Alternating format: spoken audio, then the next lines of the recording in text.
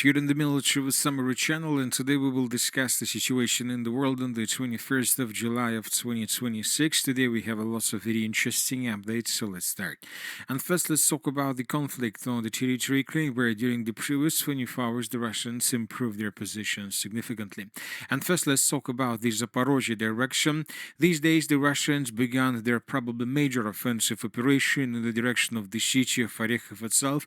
Before the beginning of this offensive operation, since the beginning of July, we have received dozens of videos where we can see how the Russians were bombing and attacking the central part of the Orekhov agglomeration, trying to soften Ukraine's defense capabilities.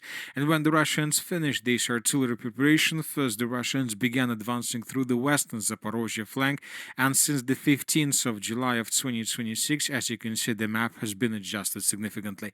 So once again, this is the end of the 14th of July of 2026, and this is approximately the moment when everything started. This is the end of the 15th of July. The Russians improved their positions through the fields. This is the end of the 16th of July. The Russians continue advancing further in the direction of the villages of Buryakovka and Novopavlovka. This is the end of the 17th of July. This is the end of the 19th of July. The Russians improved their positions along the entire line of combat contact, as well as on the territory of the city of Stepnogorsk. And this is the end of the 20th of July. The Russians answered to this dense network of the fortifications, and the Russians began fighting for this territory. So this is a very important situation, because it seems that this offensive operation is not another attempt from the Russian side to distract Ukraine's attention or to make something like a false operation. It seems that this time the Russians are tasked to establish complete control over this dense network of the fortifications between the cities of Orekhov and Stepnogorsk, and then using this dense network of the fortifications, the Russians most likely are planning to move further in the northeastern direction towards the villages of Yurkovka and Tavriska, and in the direction of the city of Orekhov itself. At the same time, we start receiving a lot of updates through the northeastern direction. Here we have significant changes on the ground. Once again, this is the end of the 20th of July, and this is the end of the 21st of July of 2026. Today, pro-Russian sources stated that Russians, as a result of offensive operation, managed to get this natural barrier, like the river of Verkhnya Tersa.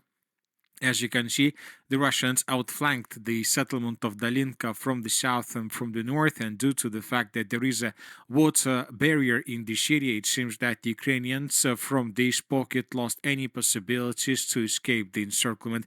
It seems that the Russians managed to encircle the contingent of the armed forces of Ukraine on the territory of Dalinka without any chances to escape the encirclement. Obviously, it will take time before the Russians are able to finish the battle for this territory and to maintain the line, but when Russians finish the battle for this pocket, the Russians would be just several kilometers from the settlements of Shiroka, just a kilometer and 130 meters, just 2 kilometers and 850 meters from the settlement of Chervony Yar, and just probably 2 kilometers from the village of Tumoshevka.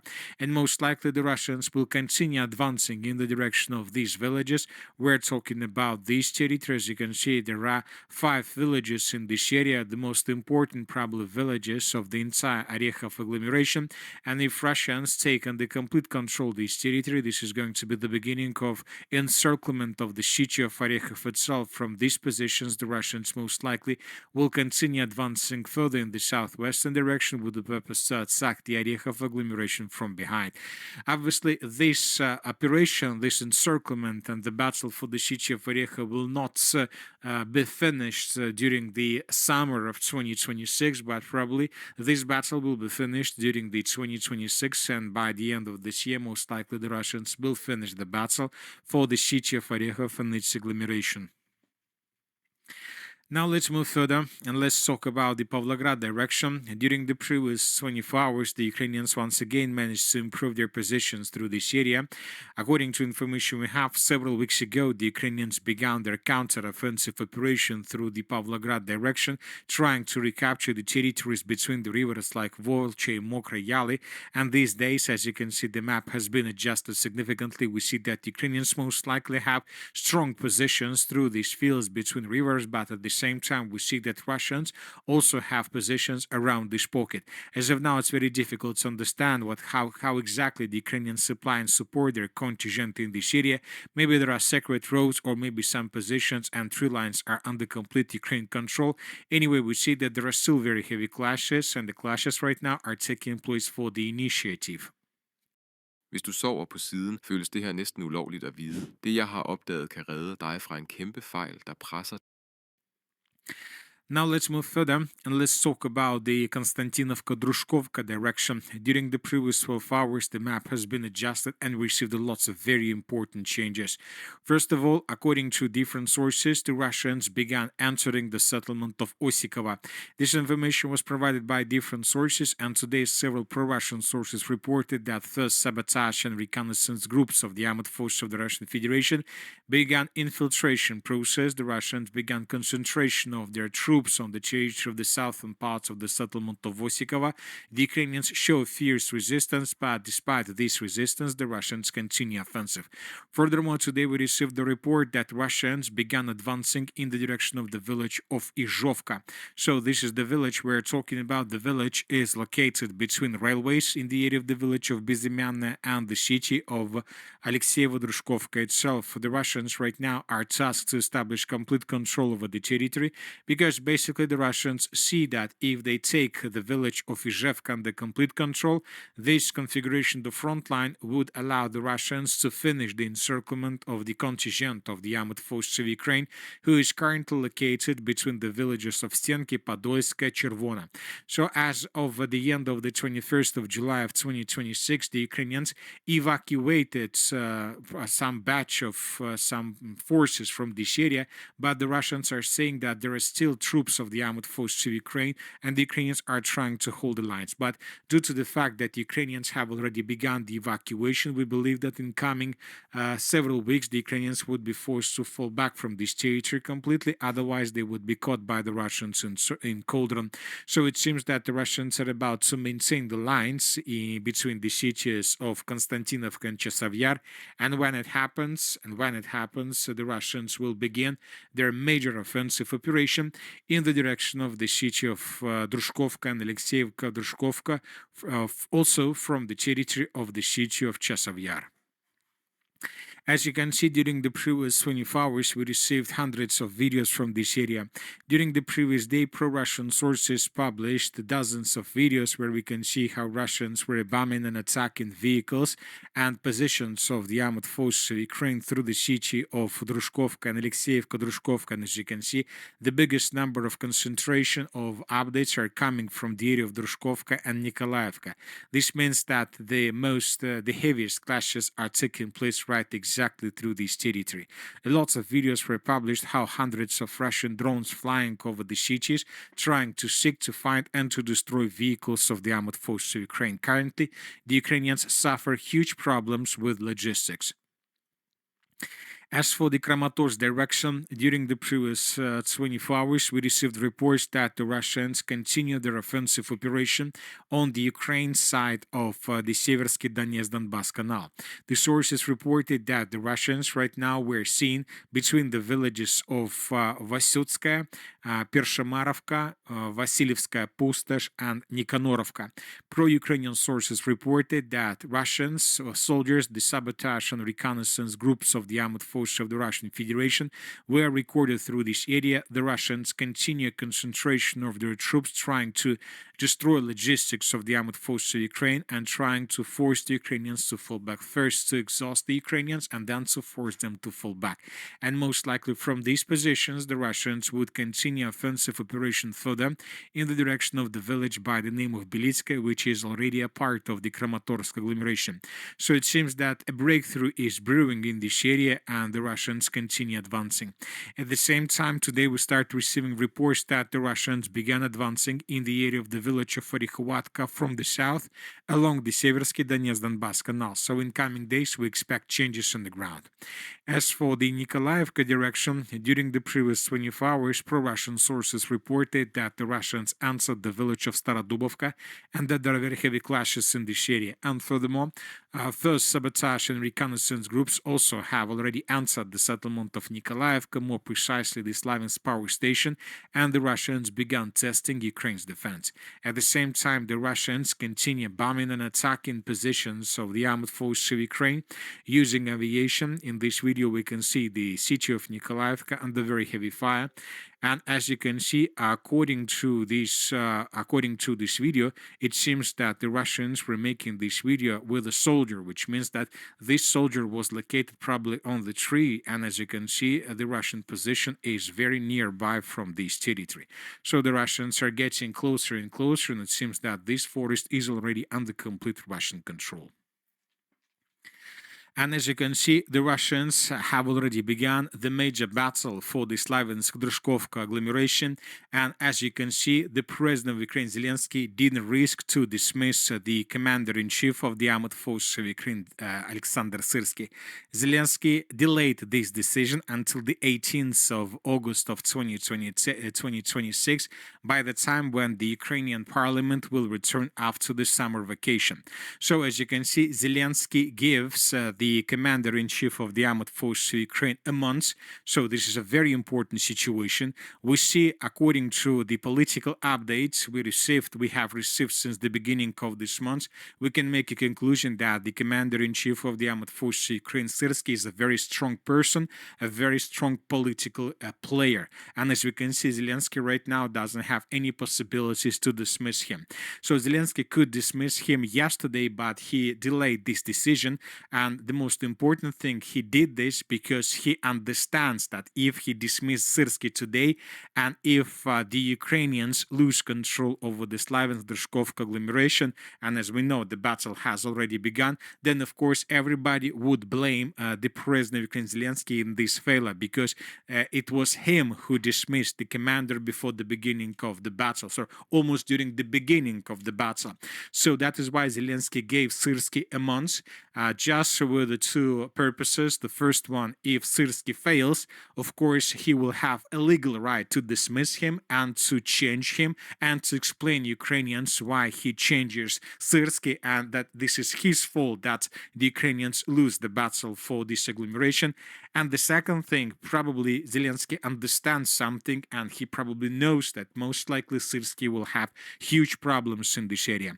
Anyway, let's wait and see how the things are going to develop next, but it seems that Syrsky went all in because now he understands that he doesn't have any other option, because if he fails, if he loses control even over a single city through the entire Slaviansk-Druzhkovka agglomeration, then most likely he will lose his position, and he has a month probably to change the situation on the ground. But telling the truth, it seems that the time is running out, and obviously he will not be able to change anything during this period of time. Now let's move further and let's talk about the northern directions. During the previous 24 hours, the map has been adjusted significantly. As you can see, this is the end of the 19th of July of 2026. This is the end of the 20th of July, and this is the end of the 21st of July of 2026. And as you can see, during this period of time, the Russians, as a result of the Bilyi Kolodiaz offensive operation, managed to improve their position significantly. And today, both the Minister of Defense and the group of forces north reported that Russians, as a result of clashes, established complete control over the settlement of Volokhovskaya. And once again, these are the changes on the ground. Here we can see something similar that we just discussed in the area of the city of Orekhov. The Russians managed to cut the settlement of Bilyi Kolodiaz in PINCERS. The village, the settlement, is encircled by Russians completely, and most likely in coming days the Ukrainians would be forced to fall back from this area. Otherwise, they would be encircled by Russians without any chances for evacuation. And the most important thing, that if Bilyi Kolodiaz falls, this means that the entire northeastern parts of the Kharkiv region would collapse automatically, and we are talking about these territories. Without the settlement of Bilyi Kolodiaz, most likely the Ukrainians would not be able to hold their position through this territory, and the Russians would be able to improve their position significantly, and the Russians will continue offensive operation operation further in the direction of the central part of the Kharkiv region towards the city by the name of Shevchenka.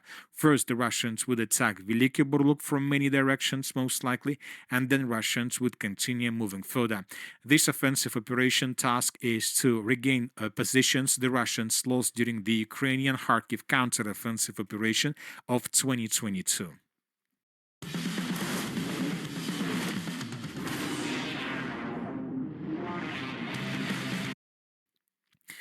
Now let's move further and let's talk about the Sumy direction. During the previous night, the Russians destroyed a mall in the northeastern parts of the city.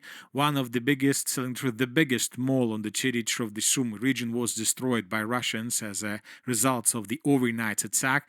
And this is about the situation when the Ukrainians most likely will announce a total evacuation, a mandatory evacuation from the area of the city.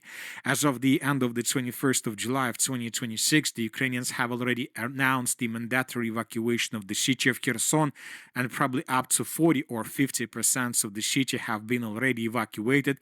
And it seems that in coming weeks, the Ukrainians would do the same thing with the city of Sumy.